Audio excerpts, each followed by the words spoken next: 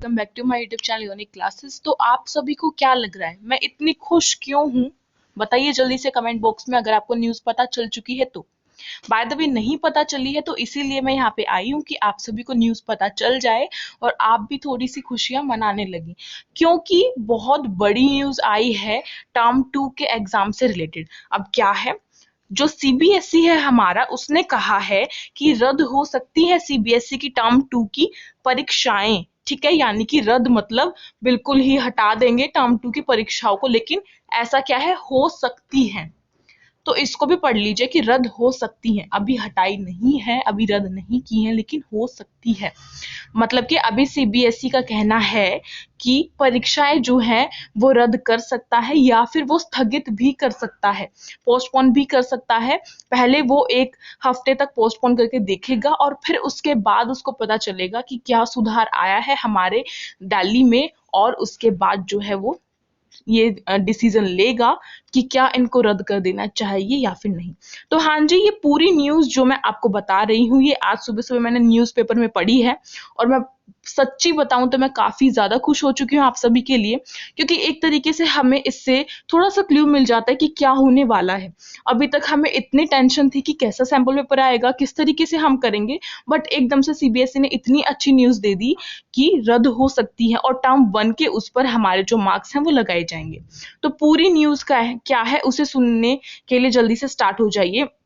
जो हमारी सीबीएसई है, उन्होंने कहा कि जो ओमिक्रॉन है उसके 58,000 से भी ज़्यादा केसेस जो हैं वो दिल्ली में फैल चुके हैं, ऑल ओवर पूरी इंडिया में फैल चुके हैं। उसके बाद उन्होंने कहा कि एक दिन में उनकी जो संख्या है ओमिक्रॉन की वो दुगनी हो जाती है, इसीलिए इतनी ज़्यादा परेशानियां हो रही हैं। और बच्चों को अभी तक बेशक से टीकाकरण स्टार्ट हो चुका है, लेकिन फिर भी ये न्यूज़ है कि 1 महीने में सभी को टीका जो है वो नहीं लग सकता, क्योंकि 10th एंड 12th जो है वो 1 करोड़ से भी उनकी आबादी ज़्यादा है।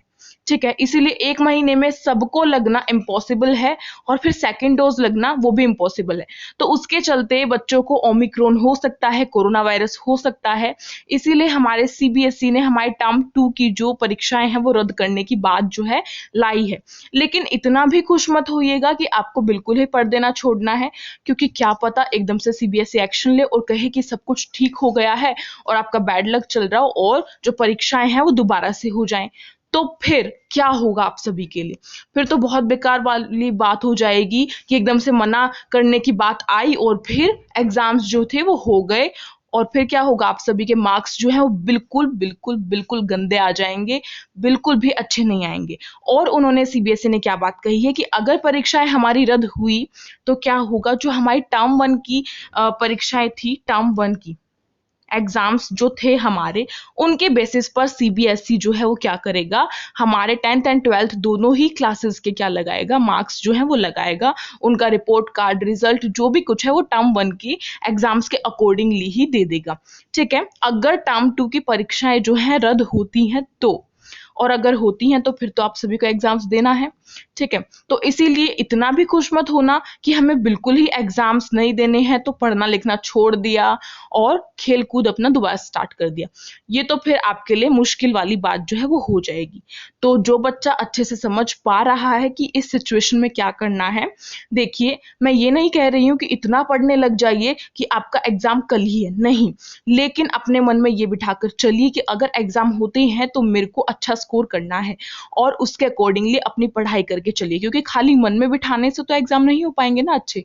अगर हो जाते हैं आपके टर्म 2 के एग्जाम, तो मन में बिठाने से क्या होगा, मन में बिठाने के बाद आपको कर्म करना पड़ेगा, पढ़ना पड़ेगा। पढ़े बिना तो आपके एग्जाम्स जो है बिल्कुल घटिया जाएंगे। ठीक है, तो इसीलिए अपना पढ़िए और थोड़ा सा खुश हो जाइए, थोड़ा सा आपको थोड़ा सा रिलैक्स जो है अभी फील हो रहा होगा कि हाँ, हो सकता है रद्द होने वाली है, बट अभी तक हुई नहीं है।